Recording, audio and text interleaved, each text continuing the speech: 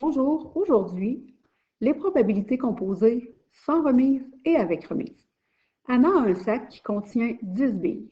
Il y a 10 billes vertes, 2 billes bleues et 3 billes rouges. Elle en pige 2, l'une après l'autre. Premier exemple, quelle est la probabilité qu'elle pige une bille verte suivie d'une bille rouge? Elle ne remet pas la bille dans le sac avant de la piger. On se pose toujours la même question dès le départ, combien d'étapes il y a? Donc ici, on pige 2 billes, il y a donc 2 étapes. On va aller s'aider d'un arbre de probabilité. Donc, on a ici 3 branches. Pourquoi 3 branches? Parce que j'ai 3 couleurs différentes. J'ai 3 billes rouges, 5 billes vertes et 2 billes bleues. On n'a pas la même probabilité sur chacune des branches parce qu'il n'y a pas le même nombre de billes de chaque couleur. Donc, nous, ce qui nous intéresse, c'est les billes vertes. On en a donc 5 sur 10. Une fois la bille verte pigée, je la remets dans le sac avant de piger la deuxième bille. Donc, des billes rouges, j'en ai 3. Et si vous regardez, le dénominateur est toujours 10 parce que j'ai remis ma bille avant d'en piger une seconde. Donc, 5 sur 10 multiplié par 3 sur 10. Ça nous donne donc 1 dixième multiplié par 3 dixièmes. 3, 5 fois 3, 15. 10 fois 10, 100. Et on n'oublie pas de toujours aller réduire notre fraction. Deuxième exemple, même principe, on pige 2 fois, une bille verte en premier, suivie d'une bille rouge, mais cette fois-là, on ne remet pas la bille qu'on a pigée en premier. Donc, on va retourner voir notre arbre et là, regardez ce qui va se produire.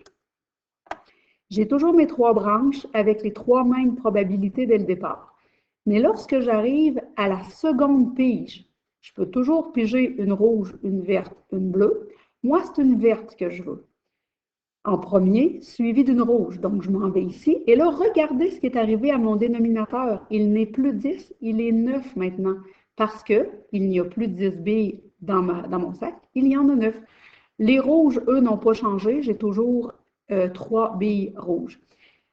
Ça va donc me donner 5 sur 10 multiplié par 3 sur 9. Regardez ce qui est arrivé si j'avais pigé une bille verte suivie d'une bille verte. Donc, j'ai 5 sur 10 au départ. Et là, des billes vertes, là, si j'en pige une, il m'en reste plus 5, il va m'en rester 4. Donc, c'est pour ça que la probabilité serait de 4 sur 9 si on vous avait demandé 2 billes vertes. On revient à notre exemple. Donc, 5 sur 10, j'ai 5 billes rouges sur 10. Pour la deuxième pige, j'en ai 3 rouges sur une possibilité de 9, ce qui va me donner 15 sur 90, un sixième. Autre exemple, Mathis et sa sœur vont skier au relais. Il y a 33 pistes. En avant-midi, ils vont faire 3 descentes. C'est la sœur de Mathis qui décide au hasard du choix des pistes. Quelle est la probabilité qu'ils skient dans la Laurentide, ensuite dans la Balade et dans la Laurentide de nouveau? On se pose toujours la même question. Combien d'étapes il y a? Il y a 3 descentes. On aura donc 3 étapes. Il y a la première fois que la sœur de Mathis va choisir, elle a donc le choix entre une piste sur 33 parce qu'il y a 33 pistes. Quand elle arrive à la seconde descente, c'est quoi les chances qu'elle ait la balade? Donc, c'est encore 1 sur 33 parce qu'il n'y a aucune restriction qu'on ne peut pas prendre 2 fois la même piste. Donc, 1 sur 33 encore. Donc, 1 fois 1 fois 1, ça fait 1. 33 fois 33 fois 33, 35 937. Quelle est la probabilité qu'il skie dans la familiale, ensuite dans la balade et pour finir dans la piste le défi?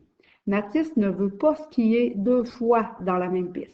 On a toujours 3 étapes, une chance sur 33 de choisir la familiale, mais lorsqu'on arrive à la deuxième piste, on veut la balade, on a une chance, mais là on n'a plus une chance sur 33 parce qu'on ne veut pas skier 2 fois dans la même piste, il nous reste donc une chance sur 32. Même principe pour le défi, une chance sur 31. Donc ça va me donner 1 sur 32 736.